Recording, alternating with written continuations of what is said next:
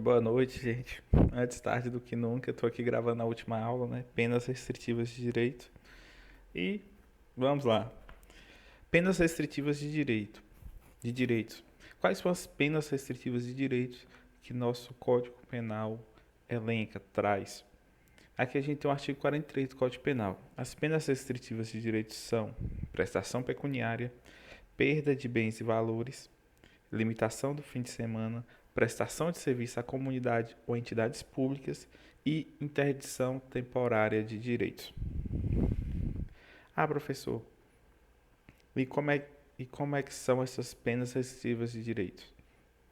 Suas características, a sua aplicabilidade. É o que a gente vai ver hoje na aula.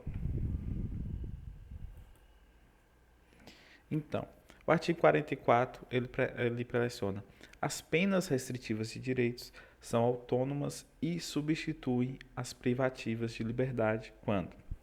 Antes de começar a ler o artigo, ou aliás, prosseguir lendo o artigo, aqui já tem duas informações.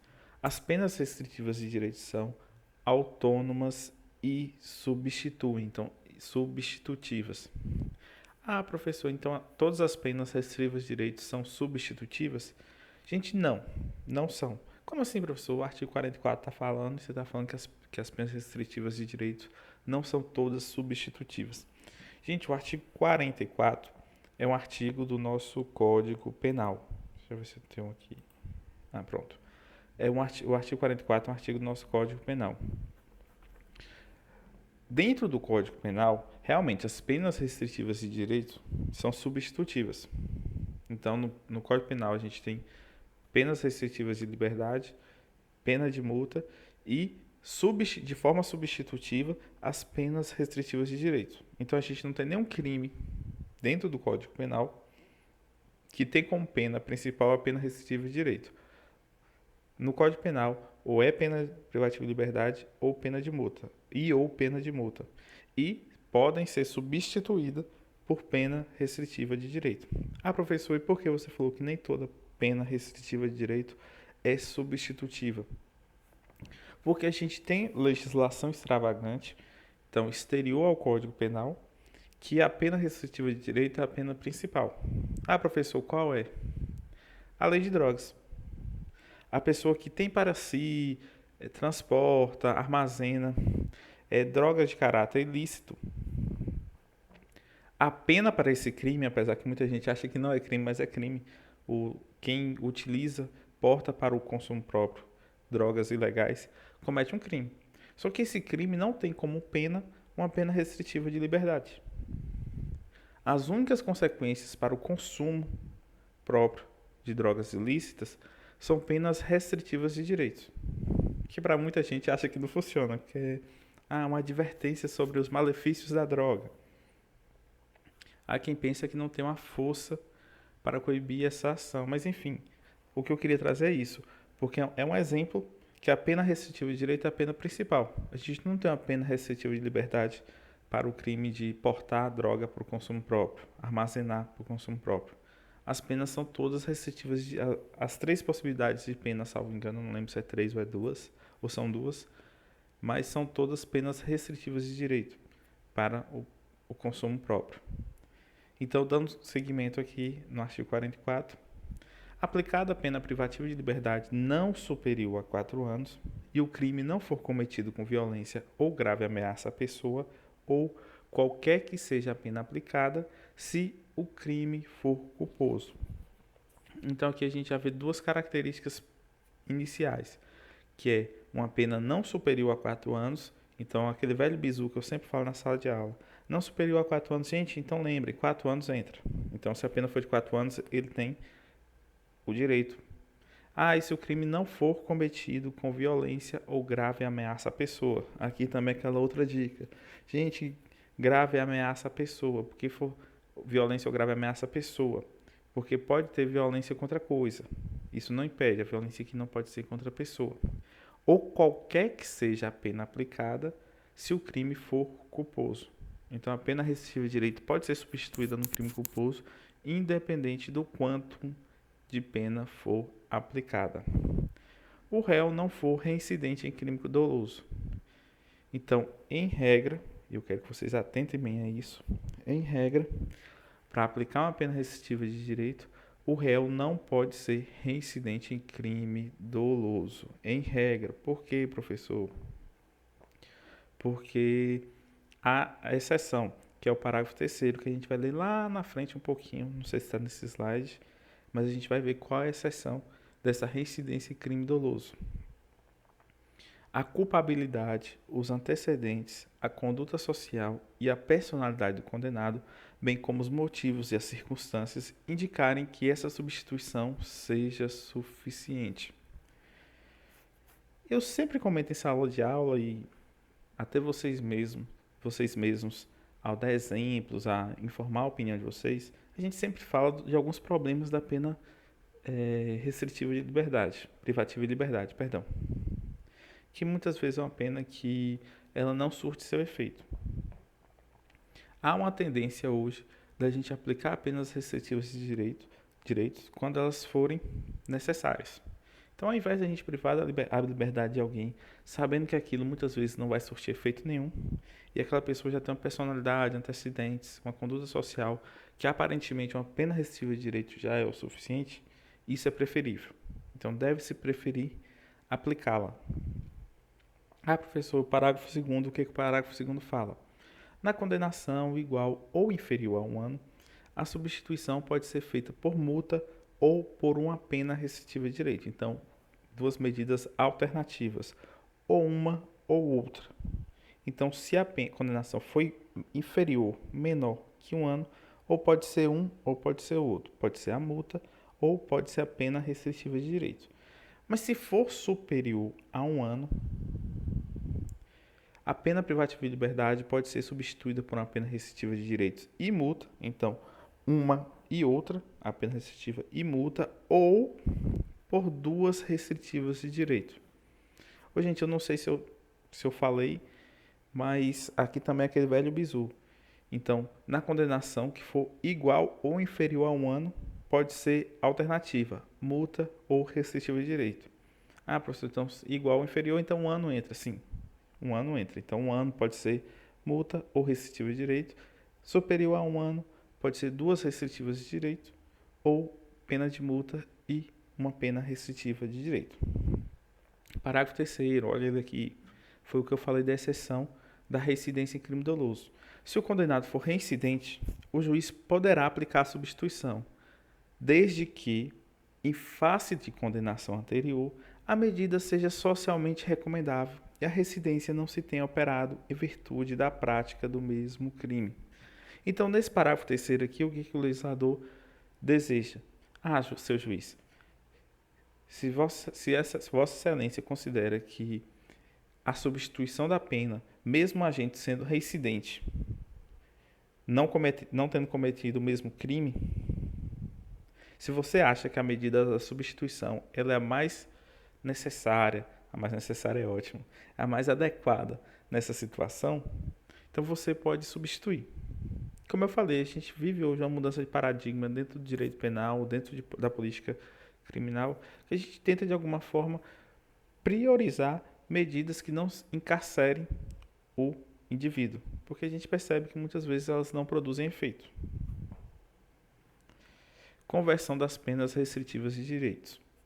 Na aplicação de substituição prevista no artigo anterior, que foi o que a gente leu, proceder-se-á na forma deste e dos artigos 46, 47 e 48, que a gente vai estudar aqui um pouquinho mais para frente.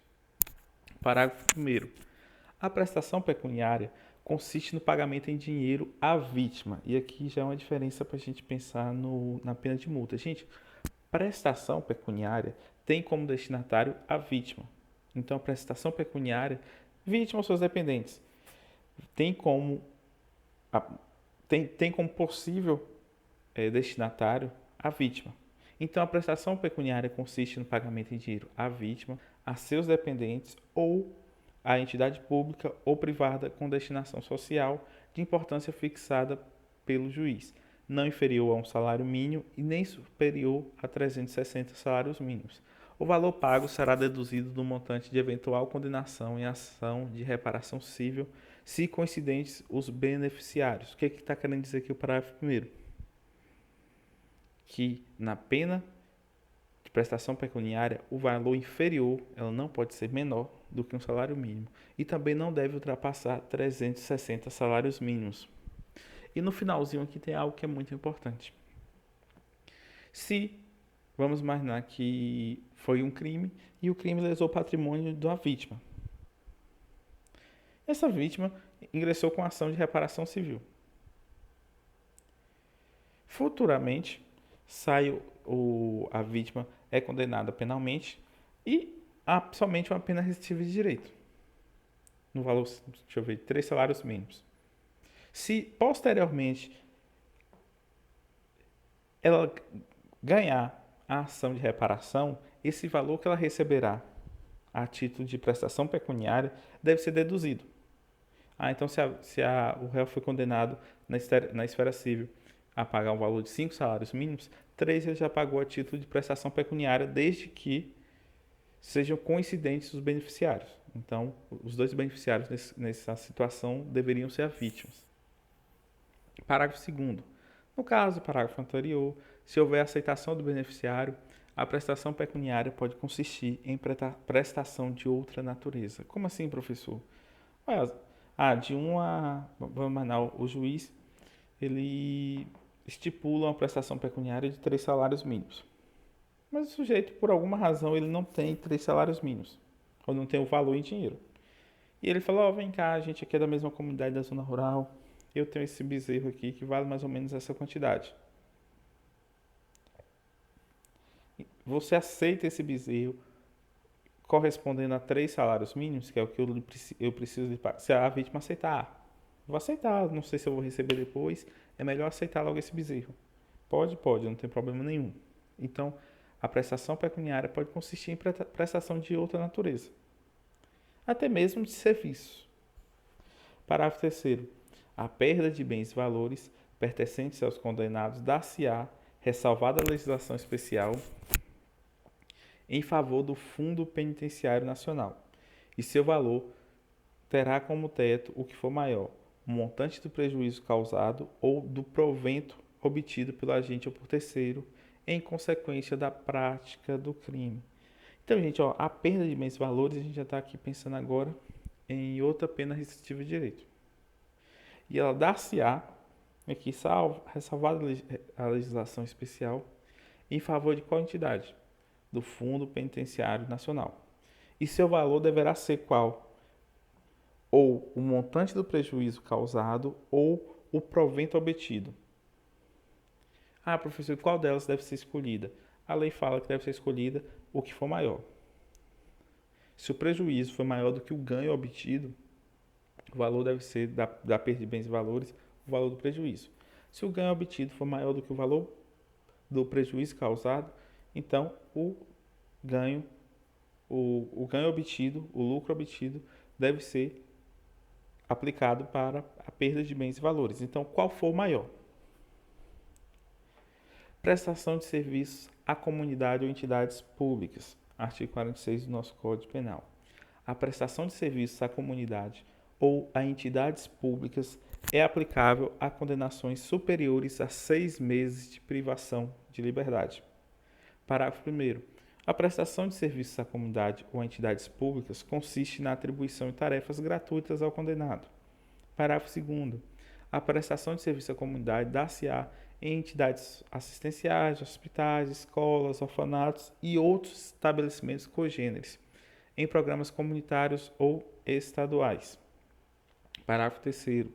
As tarefas a que se refere o parágrafo 1º serão atribuídas conforme a aptidões do condenado, devendo ser cumpridas à razão de 1 hora de tarefa por dia de condenação, fixadas de modo a não prejudicar a jornada normal de trabalho. Aqui eu vou parar um pouquinho.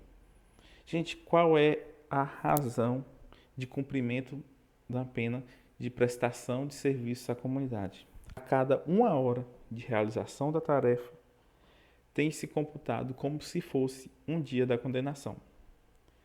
Então, se você foi condenado a 1 ano, por exemplo, a cada hora de tarefa que você realizar de prestação de serviço à comunidade, será computado como um dia.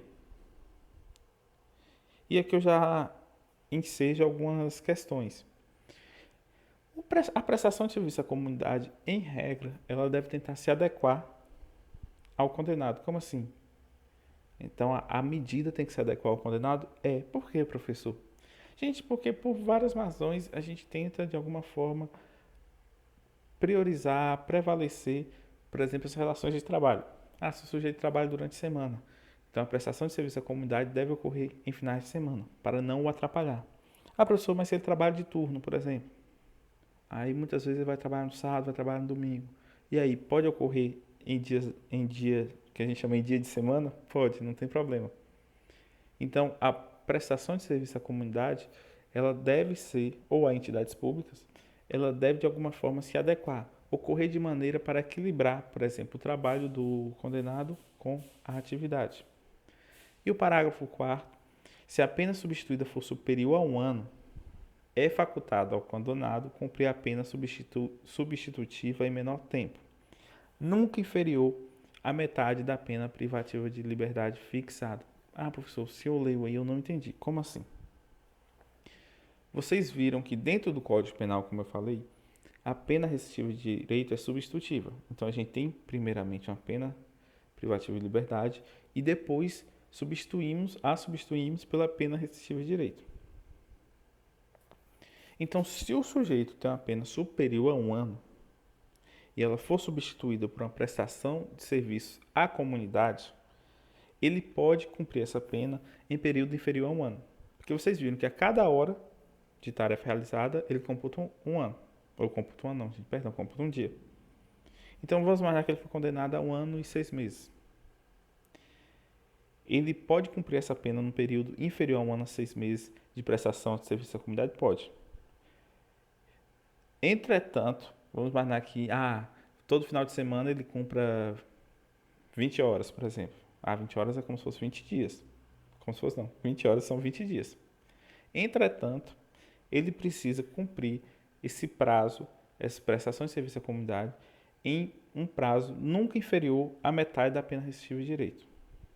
Então, se foi de 1 ano e 6 meses, então vamos transformar tudo em meses aqui, 1 ano e 6 meses são 18 meses. Por mais que ele tente adiantar essa prestação de serviço à comunidade, ele nunca poderá acabá-la num período inferior a 9 meses. Mesmo que ele tente num dia só fazer várias horas, o período mínimo nunca pode ser inferior à metade da pena restritiva de... dobrei a língua. Pena privativa de liberdade fixada.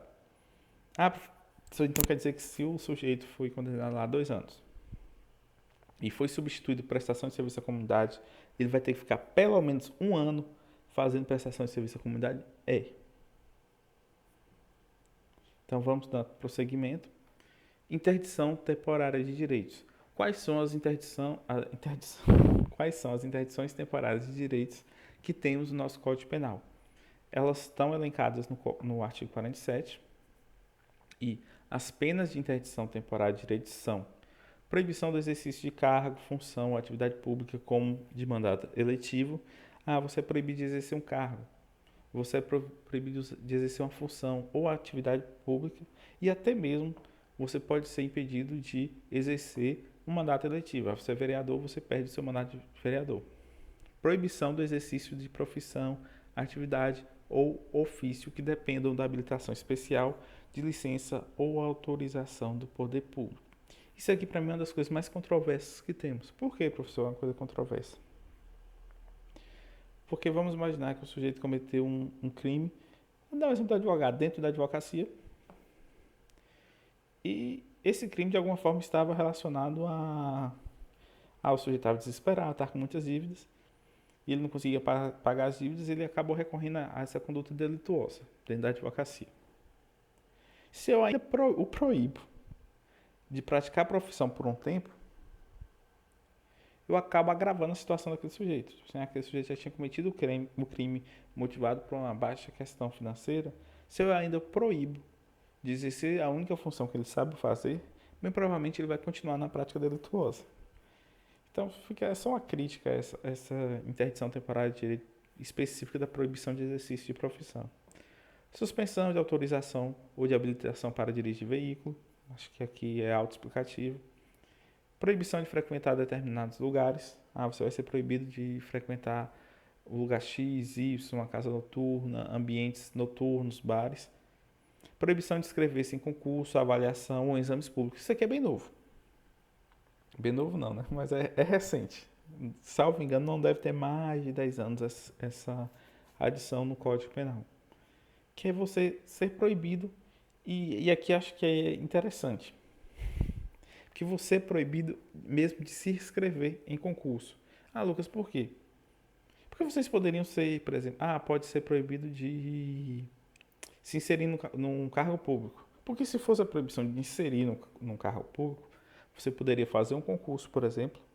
Então vamos imaginar, até você conseguir a aprovação, ser nomeado, pode transcorrer mais de um ano.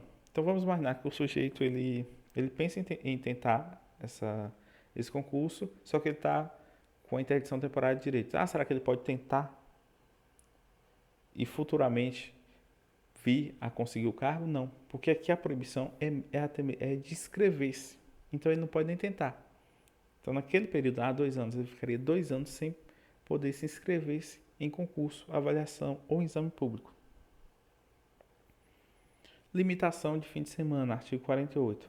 A limitação de fim de semana consiste na obrigação de permanecer aos sábados e domingos por 5 horas diárias em casa de albergado ou outro estabelecimento adequado. Aqui só dando adentro, a gente sabe que, eu até mencionei na última aula, que casa de albergado é um estabelecimento que pouco se vê, principalmente nas comarcas do interior. Então é comum que o sujeito fique realmente proibido de sair do ambiente. Final de semana você deve se manter em sua casa, ficar privado em sua casa. Da prestação de serviço à comunidade, artigo 149. Aqui a gente já está dentro da lei de execuções penais. Tudo que a gente falou até então estava dentro do Código Penal. Agora a gente já vem para a lei de execução penal. Caberá ao juiz da execução designar a entidade ou programa comunitário ou estatal devidamente credenciado ou convencionado, junto ao qual o condenado deverá trabalhar gratuitamente de acordo com as suas aptidões. Professor, isso aqui quer dizer o quê? Gente, o sujeito não escolhe onde ele vai desenvolver suas atividades. Quem o decide é o juiz da execução. Lógico que ele deve avaliar a capacidade do sujeito, as aptidões do sujeito. Mas quem assim o escolhe, quem assim o define é o juiz. Determinar a intimação do condenado, cientificando da entidade, dias e horários em que deverá cumprir a pena. O sujeito deve ser informado de quais dias ele deverá cumprir a pena, qual é o horário que ele deverá cumprir a pena e qual forma a pena deverá ser cumprida. Alterar a forma de execução a fim de ajustá-la às modificações ocorridas na jornada de trabalho. Gente, se o juiz determina, o sujeito vai cumprir os serviços da comunidade aos sábados e ao domingo. Aos sábados e aos domingos. E acaba que o sujeito, ele estava desempregado, ele consegue um emprego de vigia e ele só trabalha sábado e domingo. Então, o juiz da execução, ele pode alterar. Então, se você vai trabalhar sábado e domingo, então você pode cumprir essa prestação de serviço à comunidade, por exemplo, terça e quarta, quinta e sexta, algum dia da semana, para não atrapalhar a sua jornada de trabalho. O trabalho terá duração de 8 horas semanais e será realizado aos sábados e domingos e feriados ou em dias úteis, de modo a não prejudicar a jornada normal de trabalho nos horários estabelecidos pelo juiz. Esse artigo é engraçado, por quê? Porque pegando assim bem a grosso o artigo, ele está querendo falar que a prestação de serviço à comunidade pode ocorrer de qualquer dia para não prejudicar a jornada normal de trabalho. Então deve prevalecer a jornada normal de trabalho do sujeito, porque a gente não quer, a gente não quer de alguma forma dificultar a sua subsistência. A execução terá início a partir da data do primeiro comparecimento. Isso é legal. Por que, professor, isso é legal? Ele tem que cumprir a pena. Quando eu começo a contar a prestação de serviço à comunidade? No primeiro dia de comparecimento.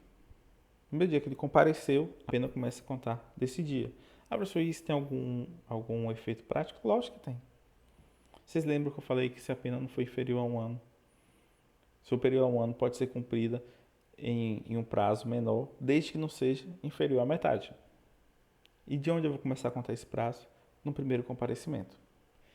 A entidade beneficiada com a prestação de serviço encaminhará mensalmente ao juiz da execução relatório circunstanciado das atividades do condenado, bem como, a qualquer tempo, comunicação sobre a ausência ou falta disciplinar. Quem assiste, às vezes assiste série, filmes norte-americanos, é muito comum a gente ver esse tipo de prestação. E é muito comum nos filmes também criar uma caricatura que a entidade é uma entidade ruim, ou que o fiscal da entidade é um fiscal ruim, que ele pode prejudicar o condenado. Por quê?